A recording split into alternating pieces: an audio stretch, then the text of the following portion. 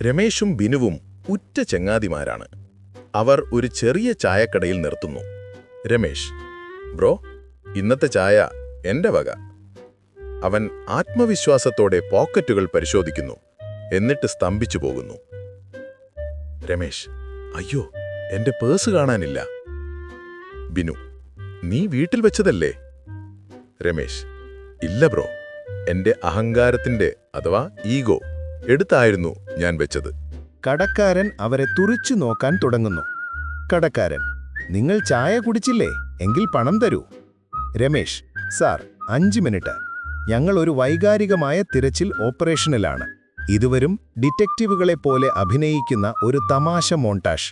കപ്പുകൾ പരിശോധിക്കുന്നു, സ്പൂൺ ഒരു ഭൂതക്കണ്ണാടി പോലെ ഉപയോഗിക്കുന്നു. അവസാനം രമേശിന് ഒരു ഫോൺ കോൾ വരുന്നു. രമേശ്, ഹലോ, എന്താ, എന്റെ പേഴ്സ് വീട്ടിലാണോ? അവന്റെ അമ്മ ഫോണിൽ.